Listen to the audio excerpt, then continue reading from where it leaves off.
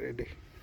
નમસ્કાર ખેડૂત મિત્રો, હું પિયુષ સોમૈયા ઓર્ગેનિકથી આપની વચ્ચે આવ્યો છું અને આજે આપણે એક પ્રગતિશીલ પશુપાલન છે એમની આપણે વિઝિટે આવ્યા છીએ. તો નમસ્કાર સાહેબ. નમસ્કાર. સૌપ્રથમ આપનું નામ અને ગામનું નામ જણાવશો? મારું નામ પ્રતાપભાઈ કરશનભાઈ કેસરાણી, ગામ નખત્રાણા, કચ્છ ભુજ. મારા મોબાઈલ નંબર છે 9871 22 484. સાહેબ, તમને જે ગાયમાં જે પ્રોબ્લેમ હતા એના વિશે થોડી માહિતી આપો. હું અત્યારે માહિતી આપું. મારી આ સામે તમને ગાય દેખાય છે.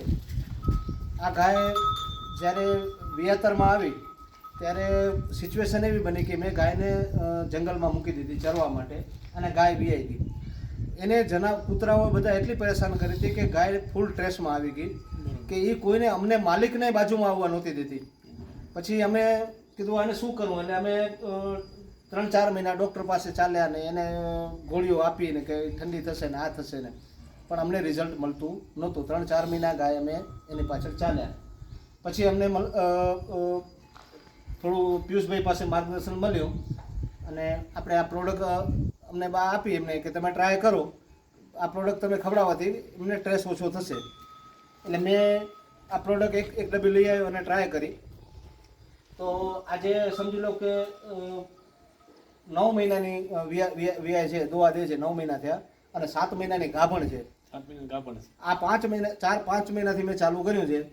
તો એક ટાઈમ પણ મને એવું નથી થયું કે ગાય મારી ટ્રેસમાં હોય, મારવા આવે કે દવા ન દે, કે હું એક ટાઈમ પણ બન્યું નથી. અને 5 મહિનાથી મને કોઈ ડૉક્ટરની બીજી દવાઈ ખવડાવવી પડી નથી.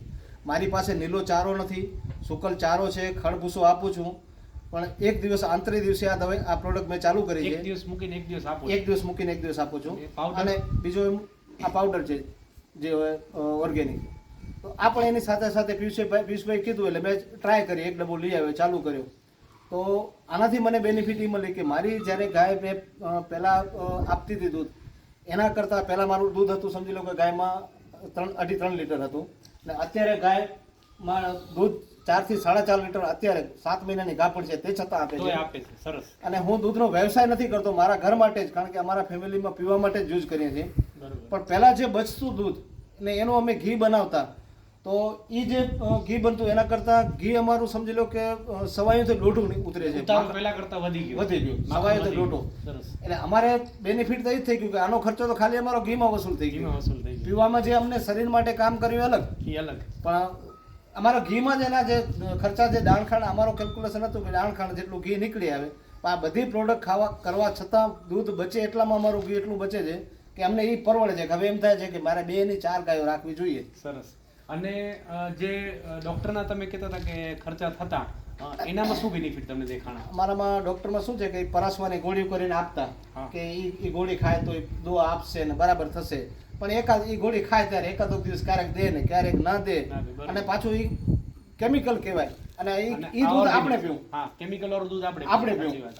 અને આ ઓર્ગેનિક છે, તો આ પીવા માટે બહુ સરસ. અને બીજું મારા માટે તો બહુ એકદમ નવીન વાત છે.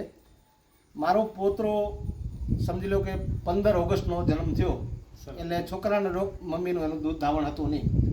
છોકરાના ડૉક્ટર કે પાવડર સિવાય કાંઈ પવાય નહીં. એટલે અમે એને પાવડર પાવ્યો, પણ એ કોઈ દિવસ એના પેટમાં જ ના રહ્યો. બરોબર. પછી ઉલટી કરીને કાઢી નાખે. બરોબર.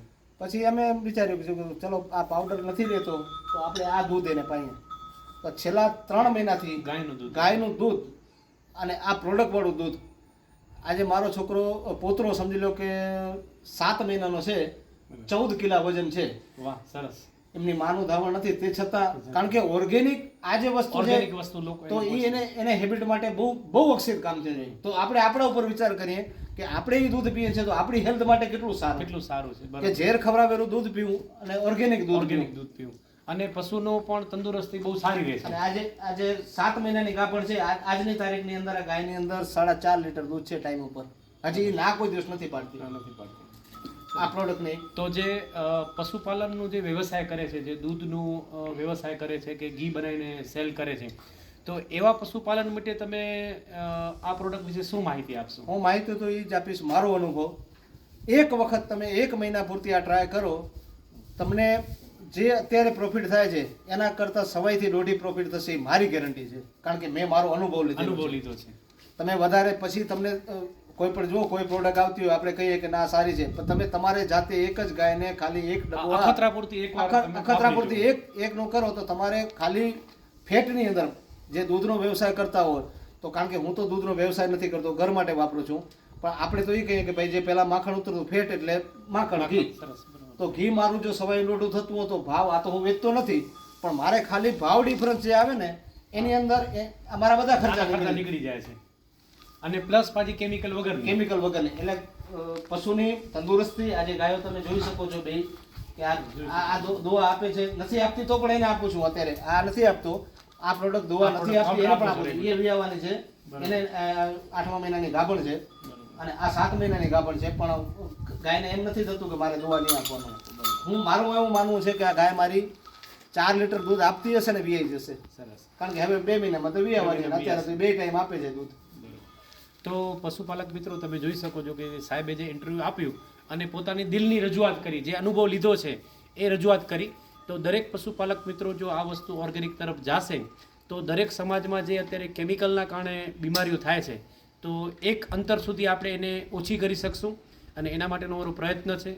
આના માટે કાંઈ પણ વધારે માહિતી જોઈતી હોય, આ પ્રોડક્ટ વિશે કાંઈ પણ માહિતી જોઈતી હોય તો ડિસ્પ્લેમાં જે તમને નંબર દેખાય છે એમાં તમે સંપર્ક કરી શકો છો. મારું નામ છે પિયુષ સોમૈયા, સોમૈયા ઓર્ગેનિક, નખત્રાણા, કચ્છથી.